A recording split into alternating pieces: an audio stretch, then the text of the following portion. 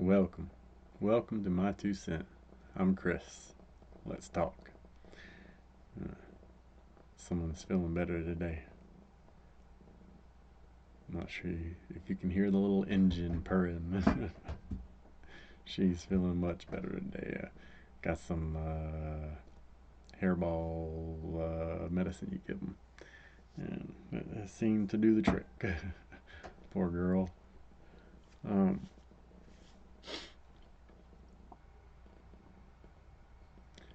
so let's jump back in this. To surmise where we left off, uh, I was 33 at my worst, completely broken, physically, mentally, and spiritually. All right, physical items that I was dealing with at the time: uh, chronic depression, lower back issues, herniated disc, uh, all that type of fun stuff. An old injury from a rope swing accident uh, in my left leg, left hip, and you know lower back.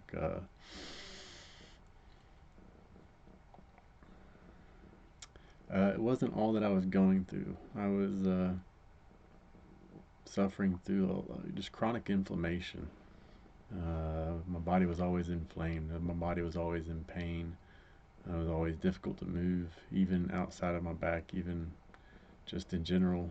I'd wake up in just pain.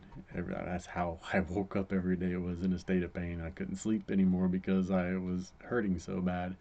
And the feeling is hard to describe. I've always described it as it felt like my rib cage, my entire rib cage, my entire skeleton was like welded together during my sleep. And then like I had to break all those welds one at a time by moving, and it was the most painful thing, especially to wake up to first thing about your day. And it would take 30 minutes, sometimes longer, just to be able to get out of bed. And then another hour just to loosen up enough to where I could move and function somewhat. The pain would subside a little bit, it wouldn't be so painful. Um, and then just random electrical, like nerve type pain all through my body, random. Uh, and I never got a diagnosis or really sought a diagnosis for that type of stuff. I guess from the research or what I've learned over time, it kind of resembles a fibromyalgia, but kind of not. Um, and then obviously chronic fatigue, but I don't know if that was kind of as a byproduct of depression or just a chronic state that I was in, the chronic state of inflammation and stress. That's going to be key later. So yeah, those are the other things that I was dealing with, along with what I've already mentioned, and things that had to be solved along the way. Um, so, uh,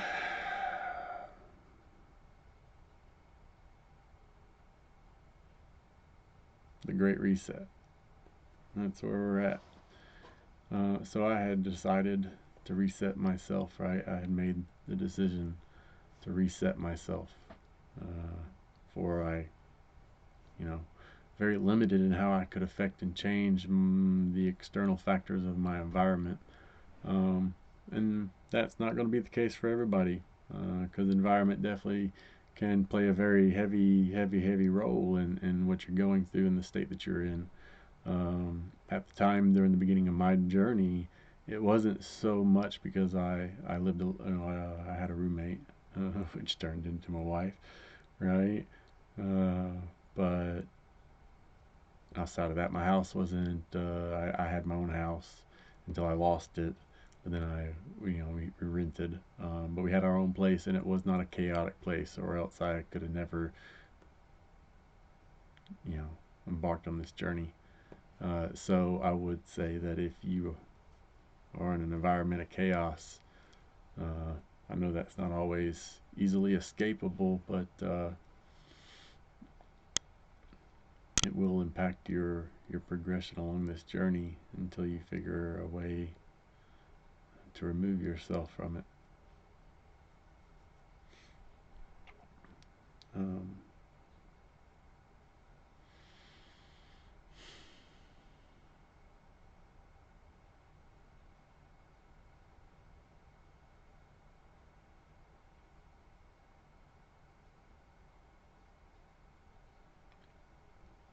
so I've decided to reset myself, and that means forgetting or being willing to forget everything that I thought I knew, be open to and willing to re-examine everything about how I operate my day-to-day life, my beliefs, my thought processes, how I handle situations, what I am doing for myself, what I am doing to myself, um, and then starting to make minute changes when where you can.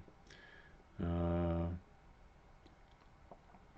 Also, on the external environment topic, if there are uh, if the most impactful issues upon your situation are your external environment, then you would have to move to change those as soon as possible to, you know, to the best of your ability. And that kind of goes back to desperation and hope in a way. Because when we're trapped in that trauma, it's slowly killing us, it's slowly taking away our life force, uh, then, I mean, it's killing you slowly anyway. It's almost like being on a deserted island, right? Maybe there's some birds that fly in, there's a few good movies. A few good movies out there that document this very well, but maybe you get to a deserted island. There's a few birds in there that you could eat the eggs, a few things that you can forage and live off of for a short while, but it's a deserted island and there is nothing really growing on it. So eventually you're going to run out. Uh, you have a choice. You can either build your raft and get back out on the water in hopes that you may drift upon somewhere else so that someone will find you, or you can stay in the deserted island that's slowly killing you anyway and let it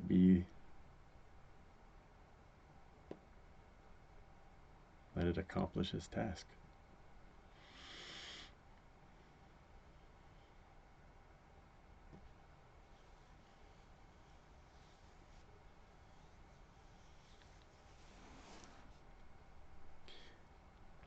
So, first step,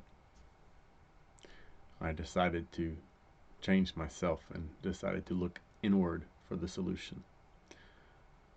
I decided to believe that this was possible, even if it was just the smallest seed of hope. I chose to believe, even when all the evidence around me suggested otherwise. And then I started to make small changes where I could, personally and in my external environment. So personally, uh, the first thing I started to look at was that I had control over, that I could change, uh, was the medication. I truly thought that it was at that point in time it was not doing me any favors as it is. So I needed to remove that, but I was still very much always in pain and very much dependent on this medication for many years. So that was no small feat in and of itself, and it was a period of time where I really focused on almost nothing else but that, for it was all consuming. Uh, so I just made the decision one day that I was going to stop all the medication all at once, Oh, no, no, so sorry, not all at once, but cold turkey, one at a time. Um, and I really don't remember what order I started with. I think I started with the one, maybe gabapentin or Cymbalta. I truly don't remember. Maybe it was. I have no clue. I have no clue. All I know is I stopped. I would stop one. I would choose one. I stopped. Excuse me. And I would go through withdrawal-like symptoms. Call it withdrawal, whatever you know, whatever. I'd just be sick. I wouldn't feel good. Um, I just would not feel good. I'd be sick for weeks, and then I would finally start to feel better. And then I would give myself a week, maybe a cushion, and then I would pick the next one, and then I would stop it, and I would go through some of the withdrawal uh, time frames are much longer. I think some lasted more than a month of just that in general very sick feeling. Just I really don't even know how to describe it other than almost like a flu, or like a bad flu. Uh, and I just continued that process. Now, for me, considering I was in such a great state of daily pain, literally, my every waking moment was pain bound, um, and the medication did take the edge off that, if nothing else. So that was probably my greatest struggle. Was how do I remove all this medication that is at least helping in this one specific spot, but I don't need it. I know it's not good for me long term, and I know that I'm going to be better for getting off of it. How do I ease that transition? Uh, how do I make that work for myself? And the answer for me was cannabis. You know, and I, I'm not a my history with that is very interesting. It's not something I grew up. I grew up around it, but I wasn't. It's not something I participated with. Um, for me, I fully remember the cops busting down the door of our house when I was 5, 6 years old, and completely ransacking and raiding the house, tore the house apart. I mean, they left nothing unturned, drawers. I mean, they tore that place apart. And my mom and dad sat in the living room. Dad's in handcuffs, standing up. My older sisters and myself. My little brother, I think, was too young at this point, maybe to remember, but he'd have been there too. Um, all of us on the couch just crying, not knowing what's going on, and watching as the cops take our parents to jail and we go somewhere else for weed and nah, weed and something else. Um, so that was kind of my introduction to it. And past that, I never thought poorly about it. I never thought like it was. I don't know. I never thought anything about it really. I just knew that I didn't want to participate with it. I get, but I always knew people that smoked around, or knew of people that smoked, and I never thought any less of them. Uh, so yeah, uh, it was just something I was not interested in trying myself. Now, during my high school, teenage years. I think I tried it maybe twice at the most, and I really didn't care for it. I didn't like it, so I never really picked it up. I was in the military, like I said, and I think I might have tried it one time in the military, and once again I didn't like it, so I didn't do it. And then that was it. That's my entire experience with it as a youth. Yeah, I had no care, no mind for it, no desire for it. Um, yeah. So, but during that period of time is when states started to legalize and more information and research was coming out about the health benefits of it and the endocannabinoid system within your body and just all the stuff of the history of this, of cannabis. And, you know, I decided to try it again at the age of 33, you know, and it was completely different than what I remembered it being as a kid, you know. Uh, Even as a young adult in the military, I was still just a kid.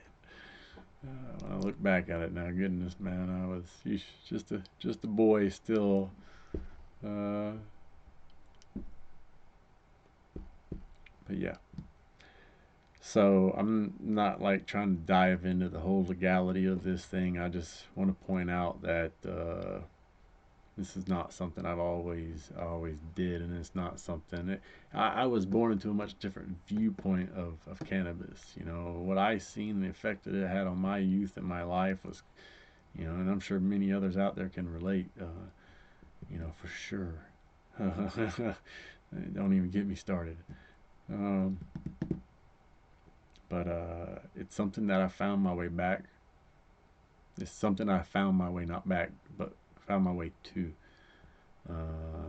as a form of medicine, and it worked. It really did work, and I would I would proudly say that it was also what gave me the ability to change my perspective, to start to look inward. Because before then, I never did. Before then, I never knew how to do that. Prior to that, introspection. What is that? I'm supposed to look back into myself and examine and then find things that maybe don't need to be there no more, maybe that are not helping me, maybe that are slowly poisoning me. How I'm supposed to do that kind of thing. I didn't even know such a thing existed. Nobody had ever taught me that. I'd never seen anybody participate in that. I'd never heard anybody talk about that. And that is most definitely one of the things that really, really taught me the ability, or has taught me the skill, and gave me the ability to really embark in that endeavor in a meaningful way, in a way that could change my life. Um, and it did allow me to get off all the medication. I went through that cycle for a better part of 6 months. I think all in all, beginning to end, it was a long, long time. It might have even been longer than that. Some of them were real bad coming off of, and they were not fun by any stretch of the imagination. It took a long time, and I would never put another one down until I really felt better, from the last one. Um, but I finally got off all of them, and that was probably one of the first major things that I changed, other than introducing cannabis into my regimen, and it made a world of difference. It really did. Um, so about this state that I'm at, you have to also realize I'm couch bound, right? So I'm not able to work. Uh, Sorry. cat is in my lap and she's distracting me because she's trying to clean herself. And like, girl, come on now.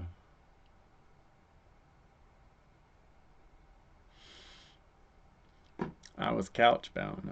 I had no job. I could not work. Um, so I had a lot of time, a lot of time on my hands.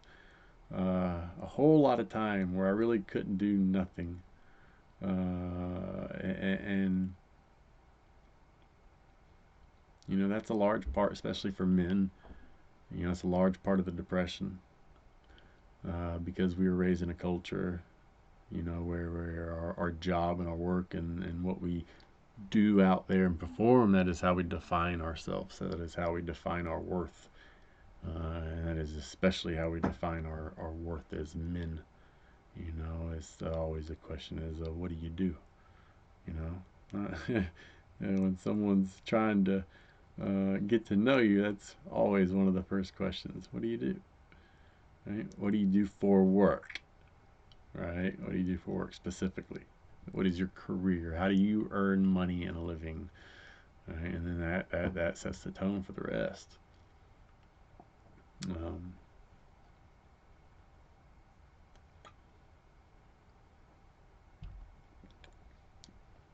so to lose that ability to work is to lose purpose.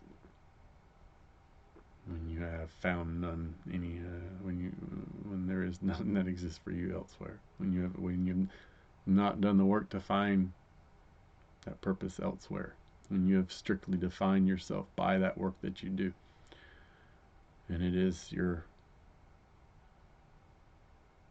a large chunk of your worth, especially your external worth, you know. And when you're robbed of that purpose, when you're robbed of that worth, well, things get real dark real fast, especially for men. Real.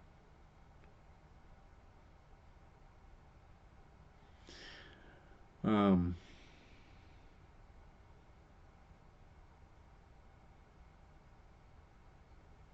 so I had a lot of time to kill. And what I chose to do with that time was to try to learn, because I was resetting, right? I was forgetting everything I knew, so I had a lot of learning to do, right? If I choose to forget everything that I think I freaking know is the rules of operation in this world, and how to conduct myself, then I've got a whole lot of learning to do to fill the void, right? And I spent that was what I spent my time doing is YouTube, you know, other channels as well, but mainly YouTube.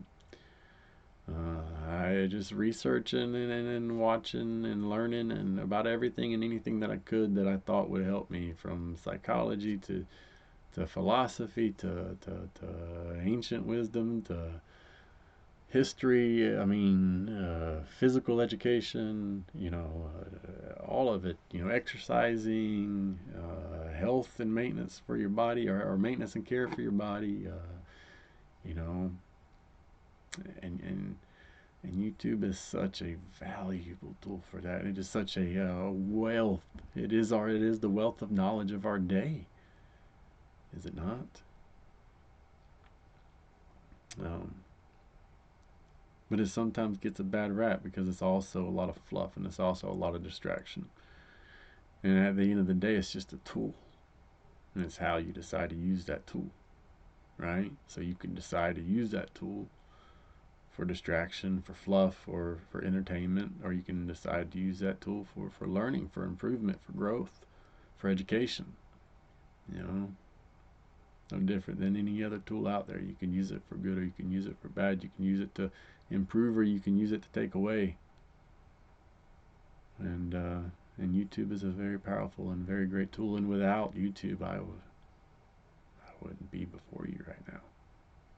And that's just the honest truth. If Because without all the access to the information and the people talking, because a few key people along the way that also inspired hope and courage during these dark times that I found on YouTube. You know, Joe Rogan and Jordan Peterson among them. It was, I believe, their first episode together, which I will fully credit to really changing my perspective in a real way for the first time about what I could do for myself in the situation that I was in, and the pain that I was in, especially the pain, because that was the most difficult thing to get past in the beginning, because I was in so much pain, so much physical, daily pain, not to mention any of the rest of it.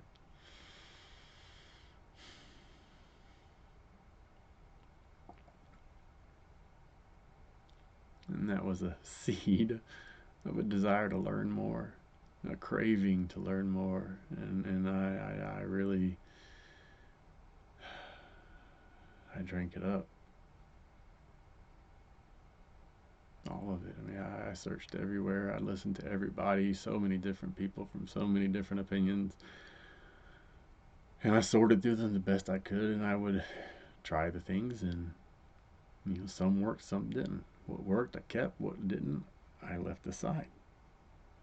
And that is no different than the process that you'll have to go through for yourself. For what worked for me won't always work for you, and what works for you won't necessarily work for someone else. But some of it does.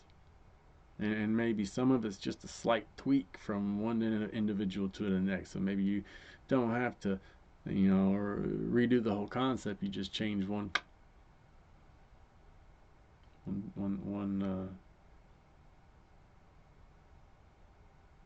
spot of it.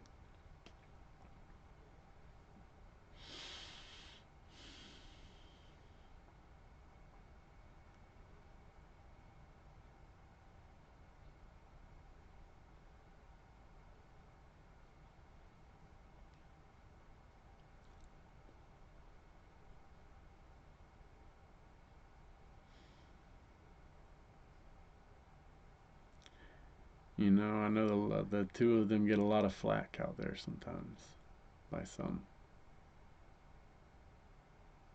And I know I'm not the only one that sits here and today with a statement that the two of those men having a conversation changed the trajectory of my entire life.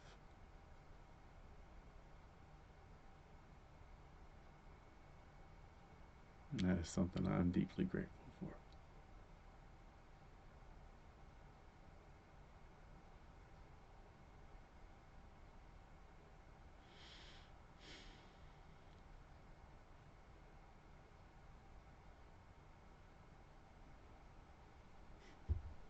I didn't really expect that to get me kind of like that.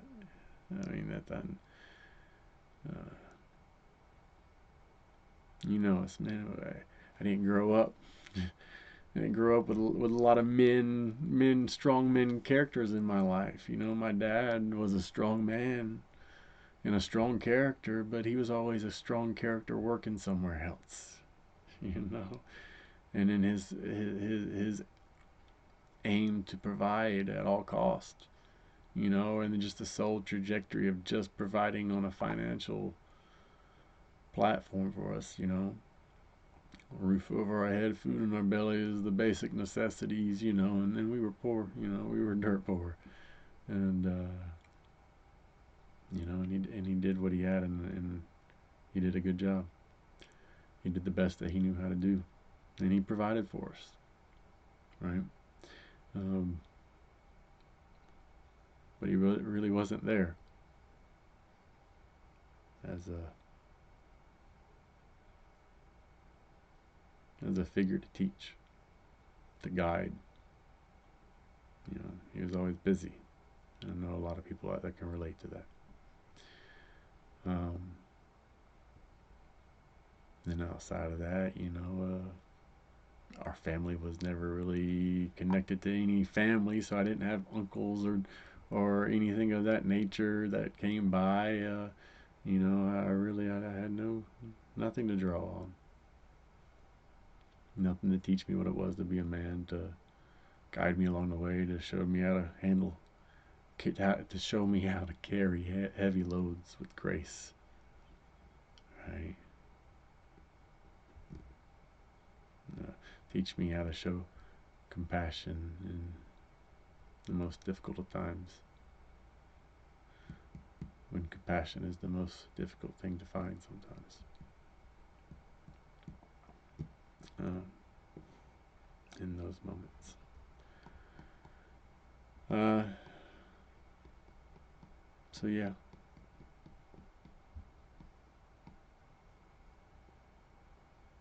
I guess that gave me a male, a strong male character that I could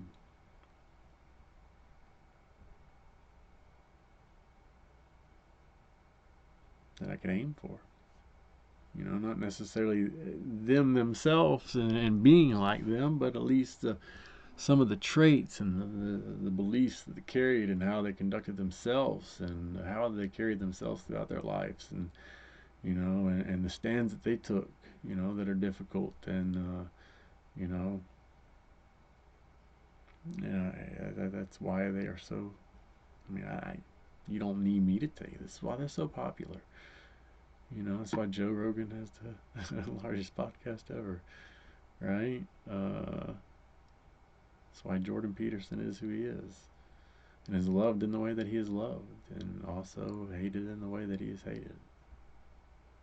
As much as I dislike that word. Um. So yeah,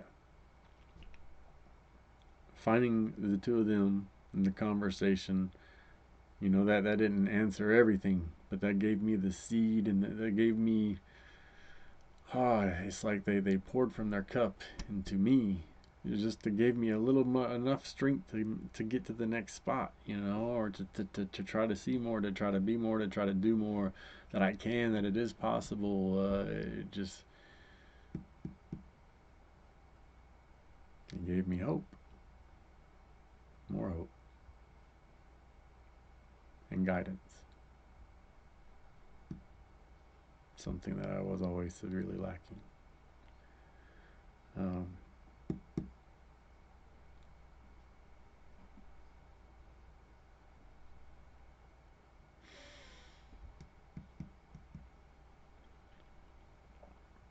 so the other things that I had control over that I started to change was the way that I ate. Uh, I always just kind of grew up eating whatever I wanted to. I assumed that if it was in a store, it was safe and healthy. I was very naive. I never was taught any different, and I believe a lot of people can relate to that as well. I trusted, I guess, is the better way to say it. I trusted where our food came from to be safe and healthy for my body, and that everything that I was eating was just definitely not that it was harming me. So food was the biggest, one of the biggest realizations, awakenings that I had, and understandings as you know, more and more documentaries came out about food, and more information came out about food and the effects that it has on our body. We learn more. Excuse me. Well, one of the biggest things that I learned was I do not tolerate gluten. I am, I guess, gluten intolerant, and I don't know if it's the gluten or what's in the rest of it, related to the gluten.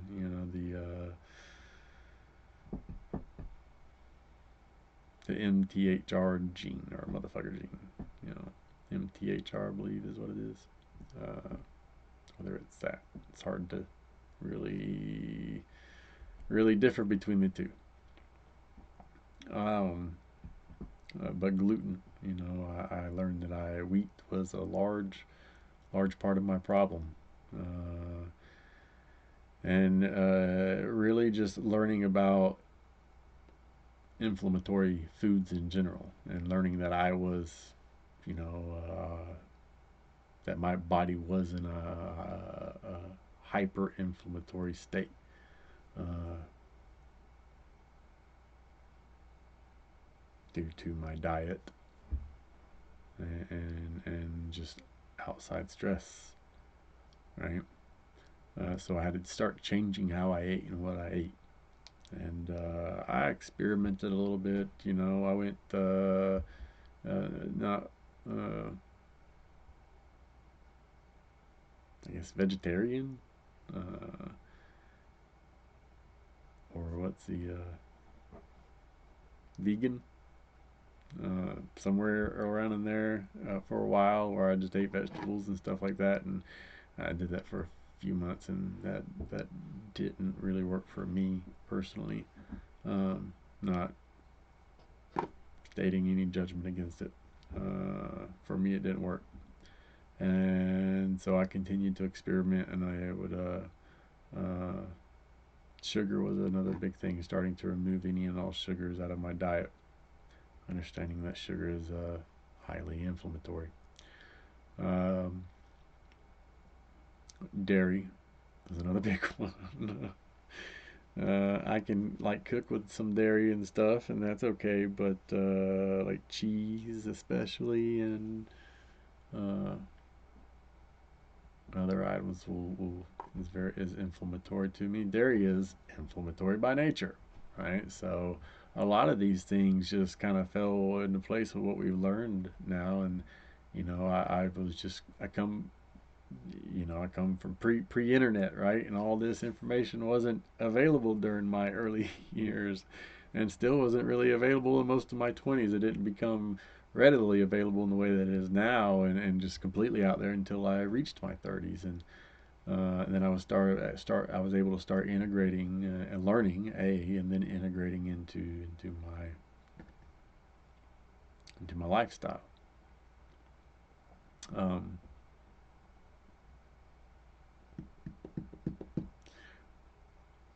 and that was not like any quick change. Food was a Food has been the most difficult thing. Or I might say that about a couple of things, because man, a lot of them are all just very fucking very difficult. Uh, Food was extreme because I like bread. I love bread. I love biscuits. I love sausage gravy and biscuits, which is freaking flour on flour. I mean, I love it.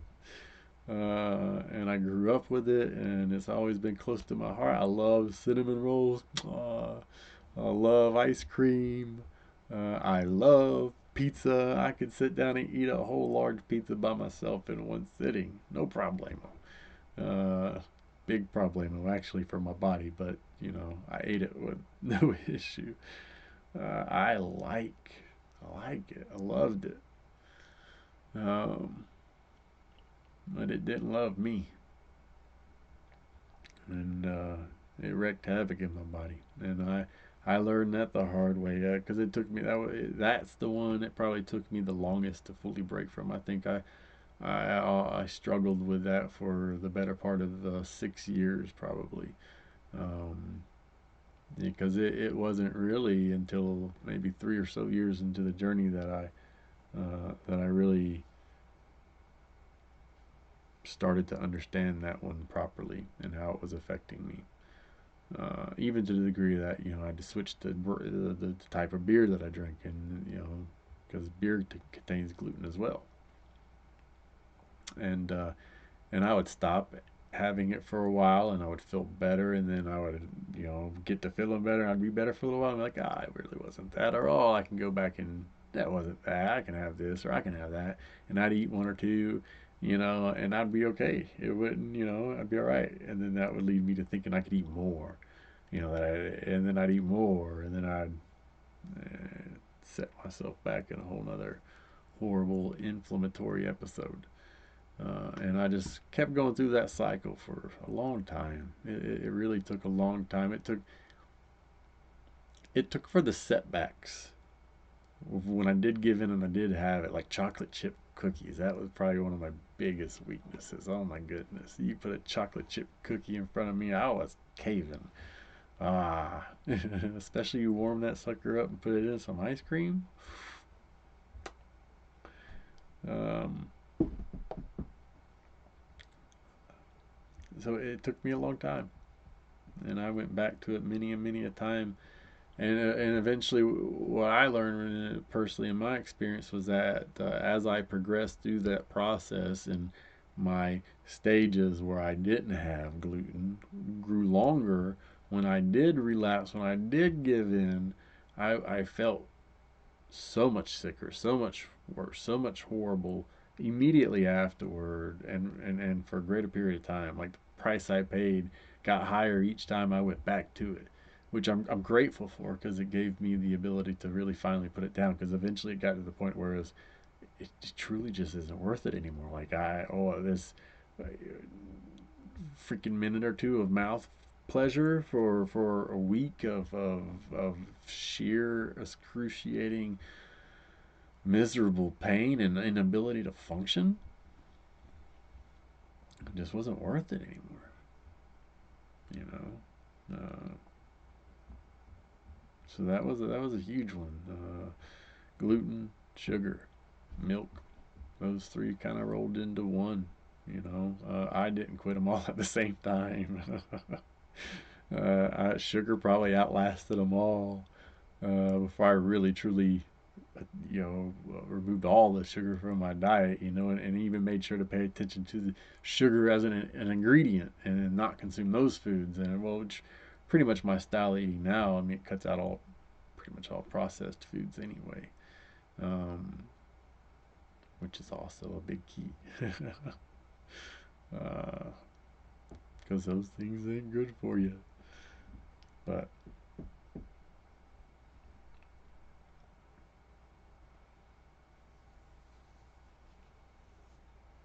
so diet was a big one. Um, and that spanned many, many years, and it was not an easy, quick thing.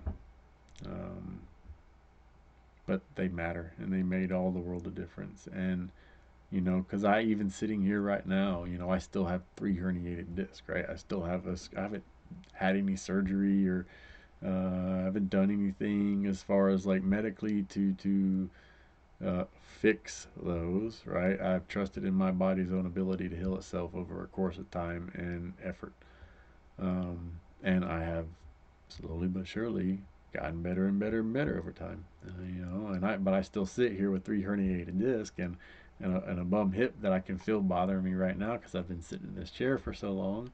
And not a bum hip. It's not a bum hip. It works. It's just it likes to give you problems. It likes to remind me it's there. And I still have some work to do there to really fully get it healed to where it no longer uh, no longer decides to get mad at me. Um,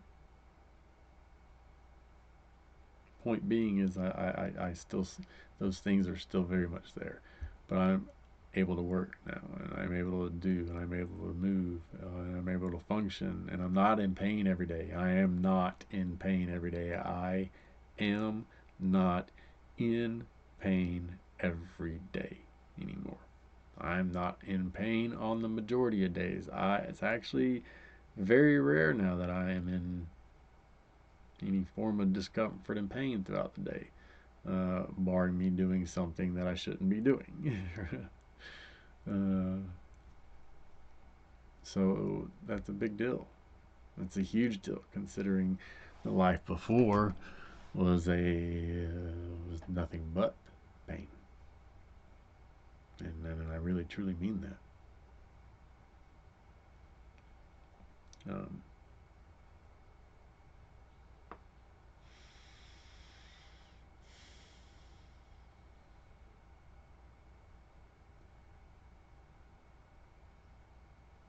starting to get tired, so I think we're about to end this one. Uh, Food is a big deal. What you eat, the old adage, you are what you eat. I never really believed that for nothing, but there is no statement that has ever been that has ever been proven truer. Told you I'm getting tired. Than that statement. proven more true than that statement. You are what you eat, and what you eat matters. What you put in your body matters. Um, so mitigating the pain became the goal, and that has really been the key function that food has played in this journey. Is in other than obviously just eating stuff that is good for me that my body needs to function properly to make hormones to have what it needs. Other than that, eating foods that are mitigating inflammation through food, through diet, because that is where a large majority of our inflammation, if not the vast majority of our inflammation, directly comes from.